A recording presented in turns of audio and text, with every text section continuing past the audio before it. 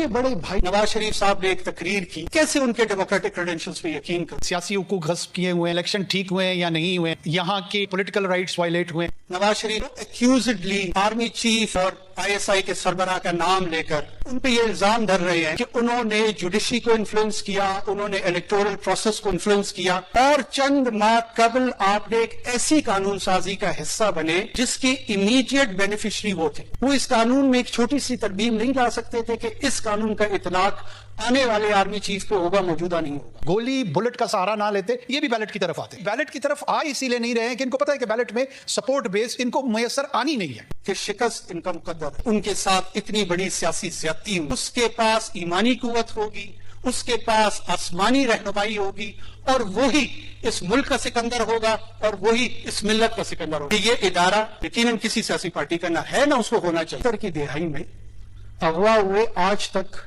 उनकी लाश नहीं मिली। हम बच्चे जरूर हैं, लेकिन हमें याद है कि वो इल्जाम FSF पे लगा, जो कि जनाब जुल्फिकार अली भुट्टो की एक फ्रंट फोर्स थी।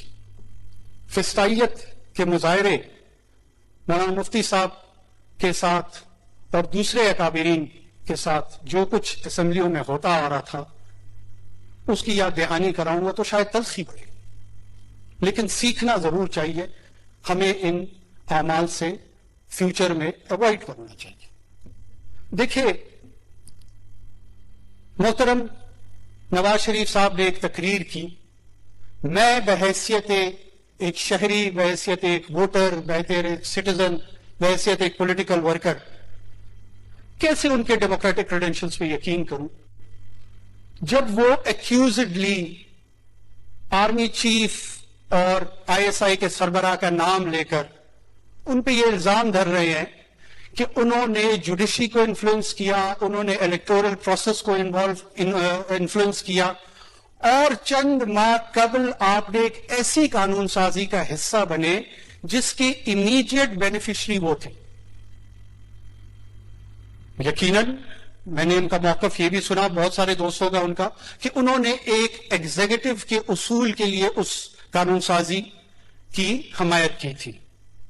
क्या जो शख्स या जो पार्टी ये समझती है वो इस कानून में एक छोटी सी तरमीम नहीं ला सकते थे कि इस कानून का इतलाक आने वाले आर्मी चीफ पे होगा, मौजूदा नहीं होगा? मिन्नो अन उसको तस्लीम किया गया, और फिर चंद माह कबल और एक डाइसेंटिंग वोट भी किसी नेशनल असेंबली के या सेनेट के मेंबरान का नहीं आया। अगर वाकई ये डेमोक्रेटिक स्पिरिट्स के तहत थी तो कोई एक फर्द एक इख्तिलाफी नोट रिकॉर्ड पे लेकर आता कि जी मेरी नजर में ये कानून दुरुस्त नहीं, इसको इस अंदाज में नहीं होना चाहिए था। नहीं हुआ। ये प्रिज्यूम्ड एक्सपेक्टेशन थी कि वो ताकत का सरचश्मा है और वो शायद हमें इजी एग्जिट रूट दे देंगे, ये भूलते हुए कि अब यहां पर एग्जिट या रिलैक्सेशन अगर किसी को मिलेगी तो वो कवानीन के तहत मिलेगी, वो किसी इदारे की वजह से नहीं मिलेगी, वो किसी फर्द की वजह से नहीं मिलेगी। माजी में शायद होता आ रहा, लेकिन अब इस पाकिस्तान में उसकी गुंजाइश कम है।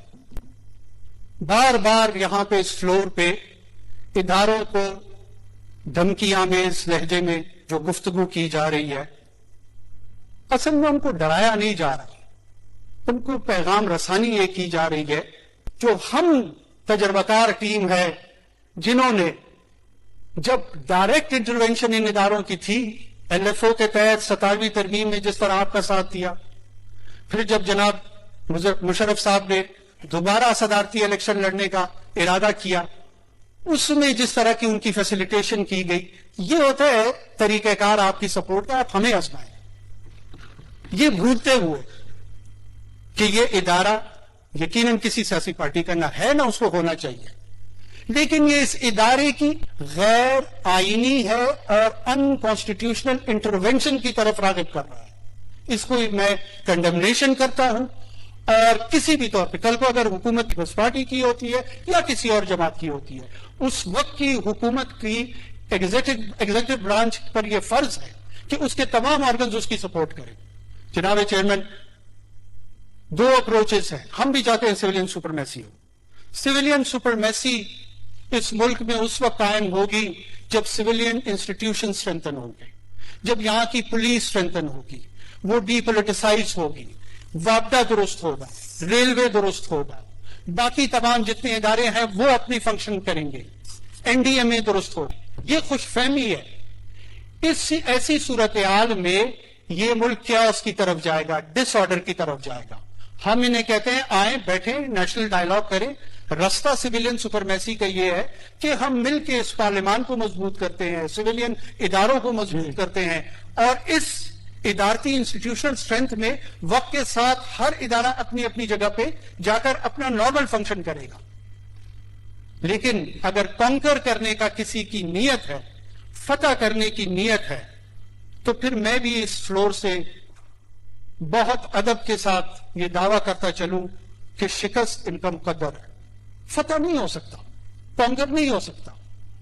तमाम इदारों को लीड किया जाता है और लीड करने के लिए आपके पास दो प्री रिक्विजिट होने चाहिए। एक है कैरेक्टर और दूसरा है विजन। ये जिसके पास भी होगा उसके पास ईमानी कुव्वत होगी, उसके पास आसमानी रहनुमाई होगी और वही इस मुल्क का सिकंदर होगा और वही इस मिल्लत का सिकंदर होगा। ये है कि काकड़ साहब बड़े लंबे लंबे लेक्चर दे रहे हैं।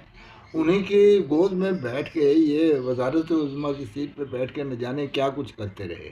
इनका वतीरा और इनका कमाल ये है कि ये 2 घंटे 3 घंटे भी तकरीर करें तो बाद में पता कुछ नहीं चलता है कि इन्होंने कहा क्या कुछ। अब देखें कैसी गोल मटोल बातें कर रहे हैं। आज ये तनकीद कर रहे हैं नवाज शरीफ पे, वो जो है ना गैर कानूनी इक़दाम कर रहे हैं और ऐसी कानून साजी में वो जो मदद कर रहे हैं, जो कानून साजी कतई पार्लियामान के या जमहूरियत के मफाद में नहीं है, वो मिलिट्री डिक्टेटरशिप और इदारों की इंटरवेंशन को मजबूत करती है और उसका रास्ता खोलती है। इन्होंने जो की तरमीमें की आइन में, कानून में, उसमें यह भी कहा जाता कि उसके बेनिफिशरी वो खुद ना रहें कि आर्मी चीफ की अगर एक्सटेंशन का कुछ तरीक़ाकार तब्दील किया गया या कानून साजी की गई तो वो इस आर्मी चीफ पे लागू ना हो, इससे आने वाले आर्मी चीफ पे हो। कि जब मकासद ही ये थे कि मौजूदा जो रजीम है उसी को मजबूत करना है, उसी को बेनिफिट देना है, तो फिर वो